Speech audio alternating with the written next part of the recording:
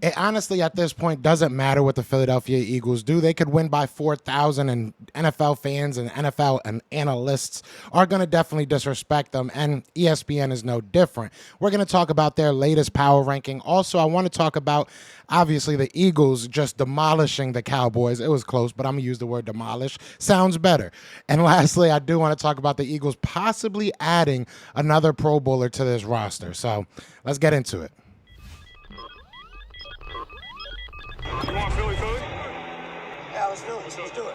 Yeah, let's do it. Let's do it. The Philadelphia Eagles. Let's do it. Yeah, we out here killing it, man. It feels good to be a Philadelphia Eagles fans right now.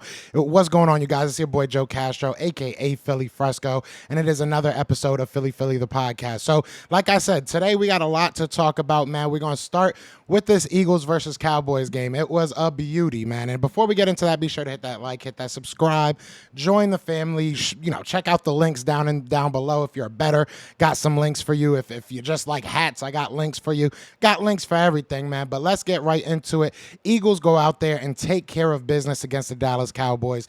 I know a lot of people were worried about this game. I was worried about this game. I thought that it was a toss-up. Anybody could win. We went right down to the wire. Really could not ask for more from either team. I mean, you could probably ask more from the Cowboys, right? You could go out there and score on the 5-yard line every now and then. That would have helped you, but you didn't. So shout out to the Eagles for going out there and doing what they're supposed to do. Shout out to Jalen Hurts for just looking like an absolute monster. Now, I know that it wasn't perfect. I know that it wasn't absolutely perfect. Everything didn't go the way the Eagles wanted it to. We can definitely nitpick some things, right? That defense has to get a lot better. There were some miscues on the offensive side of the ball. The running game wasn't what we wanted it to do. Tyler Steen in his first start didn't look as good as I was hoping he would look or as I thought he would look.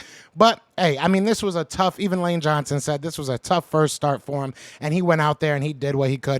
I think he said he went into hell with a water pistol. I think that's a really cool saying right there. Maybe he got it from Jalen. But at the end of the day, I think that it was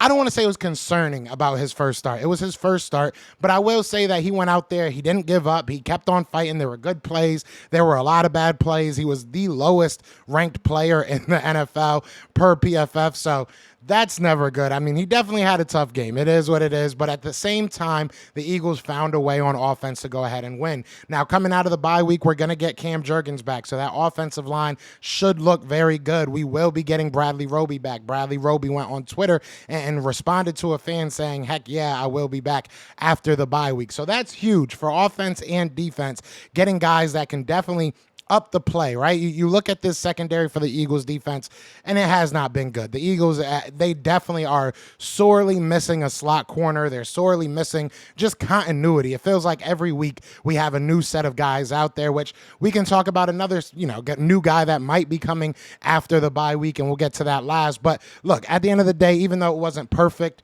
it was still a flawless victory. I don't care. It was still a flawless victory. The Philadelphia Eagles went out there against a division rival, a team that fans hate. I mean, at the end of the day, this might not be a players' rivalry, but fans hate the Dallas Cowboys. Dallas Cowboys fans hate the Eagles as much as they want to lie and say they don't. This was a huge victory for the Eagles. You look at you look at the standings. Obviously, now we have a 2.5 game lead on the Dallas Cowboys.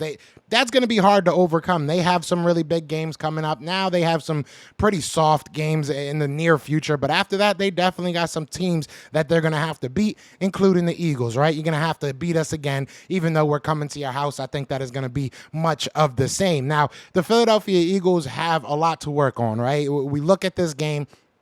We look at, again, I brought up the secondary. That offense needs to figure out who they are, all right? The Eagles offense put up 28, and that's beautiful, but they need to figure out who they are going to be week to week. Now, that might be that they are just ever-changing week to week, but I feel like they're starting to get a little frustrated that things aren't working how they want it to work. You look at this run game. The run game was damn near non-existent against the Dallas Cowboys. They were able to kind of supplant it with a good passing game, but it didn't feel like there was a plan going into every drive. It kind of felt like whatever happens, and we'll go from there. So I want to see the communication from Brian Johnson to Jalen Hurts to whoever the heck is going to be our running back, moving forward. Obviously, DeAndre Swift's going to be the lead guy, but do you start bringing in a little bit more Penny? I mean, he had a pretty good run. He had 2 runs all day, but he had one pretty good run, another one for 1 yard. It felt like he fell forward, and that's what you need in this offense at the end of the day, a guy that's going to continuously fall forward. Now, Kenny Gainwell did have a touchdown in the red zone, okay? And I know I've been sitting here saying don't put Kenny Gainwell in the red zone. I'm going to stick to that, okay? Even a broken clock is right 2 times a day. I'm not getting too excited over Kenny Gainwell's touchdown. He has not been good. I think he's been under 3.5 yards per carry, so it's not something I want to consistently see. Let's see what Rashad Penny has. Let's see if he can be that guy that goes ahead and gives you that little spark that you need alongside of a DeAndre Swift. And continue to utilize these 2 running back sets. I love seeing 2 running backs out there. If you're going to have Kenny Gainwell out there to block, at least have, DeAndre Swift out there as well. You got a guy that can go run some routes, a guy that, if you want to, can hand the ball off. It gives you a little bit more leeway than I think just having Kenny Gainwell out there, just having DeAndre Swift. I like seeing that. Maybe add, Rashad Penny. Hopefully when Boston Scott comes back, hopefully everything's good with him. You see him utilized a little bit more in those 2 running back sets. I think there's a lot you can do offensively, and while offensively I think that they're the ones that won this game, I think when you nitpick and you kind of break it down a little bit, going against teams like Kansas City, going against teams like Buffalo, and, so on and so forth, the 49ers, so on and so forth, you're going to have your offensive identity intact, so I want to see them get a little bit better at that. But at the end of the day, they did very good. Defensively is really where we got to figure this out. The front 4, maybe you add somebody to that front 4 to kind of help out and kind of spell some of these guys, because Hassan Reddick and Josh Sweat have been playing a crazy amount of snaps. And while it is probably something that can happen all year, they are pretty healthy guys. They do go out there and, give their 100%. I would love to see their snaps go down a little bit during the regular season so that they're healthy come postseason, excuse me. So maybe there's a guy out there. We'll talk about that. I also want to obviously look at these rankings, man, because the Philadelphia Eagles are in a very, very good spot right now. Obviously, in number 1 in the NFC East, sitting at 8-1. Cowboys at 5-3. Commanders at 4-5, who might make a little bit of a resurgence. I'm not saying that they're good. I'm not saying that at all, but they are not that far back of the Dallas Cowboys. The Dallas Cowboys might need to watch their back, because conference play, even, they are tied with the Giants. They are, they're a half a game above the Washington Commanders, who have lost 3 straight, which is, they've lost 3 straight to the division. So that doesn't help. The Cowboys are 1-1 in the division. We are 3-0 in the division. So right now, the Philadelphia Eagles have everything laid out right in front of them. This is what you want. This is exactly what you want as an Eagles fan, as part of the staff, as a player. This is what you want, to be able to control your own destiny. The Eagles can do that. We can literally go 500 for the rest of the year and most likely still win the division and still be in a good spot when it comes to the NFC. So conference play, we're 6-0. That's pretty huge. Conference play obviously helps you if it comes down to a tiebreaker for the actual record. Conference play comes into play as a tiebreaker to see who gets that number 1 seed. Now, the Eagles, we know we want to play at home. We know we want the playoffs to come through Philly. We want the playoffs to come through the Link. We are in perfect position to allow that to happen. So everything from this game, look, the Cowboys fans are going to sit here and say they're happy to lose. They're glad that they got smacked in the mouth by every good team that they've played. They're happy about that because it shows them something. We showed confidence. We showed a W at the end of the day. So they can say whatever they want. This was a huge loss for them and a big victory for the Philadelphia Eagles. More than just a rivalry, more than just a divisional game. This can mean some stuff when it comes to postseason rankings and postseason play. We're gonna see this come back into play. We're gonna have to talk about this game. So Dallas Cowboys, they can say whatever they want. It's cute. Honestly, I think it's one of the cutest things in the world because me being upset about something, me looking at something and saying, I wish it went a different way. I am not even that delusional that I can say, you know what, maybe it's good that happened. It's not. You guys suck. Now on to the next thing. The other people that suck are the ESPN analysts. I don't know what they've been smoking. I don't know where they've been smoking it. I want to know who your connect is, because obviously this is a drug that should be legal. If it makes you this crazy, makes you this delusional, why not give it to some other people in the world? Let them enjoy delusion, right? I don't know what they're thinking. But at the end of the day, they ranked the NFL teams. They did their top 10. Let's go through it, all right? Kansas City, I'll give you that. Ravens, I'll give you that. Bills, I'm not giving you that. Josh Allen is leading the league, I think, in interceptions right now. He's had an interception in 25 of his last 27 games. He's been looking terrible. That team has been so up and down, not giving it to you. 49ers just lost 3 straight. Definitely not giving it to you. Makes zero sense that they're this high. It makes no sense. Miami Dolphins, I know a team that whooped that ass. And it's crazy because the Bills whooped that ass. It's crazy because the Dolphins cannot beat a team over 500, right? We keep going. The Dallas Cowboys. Dallas Cowboys are at number 6. The Dallas you realize I haven't said the Eagles' name yet, right? The day they have the Dallas Cowboys who just got beaten. Anyways, they got them at 6. I'm not buying it. 5-3. Next, they have our Philadelphia Eagles at number 7. Well, let's go full screen with this real quick because I want y'all to see my face when I say this.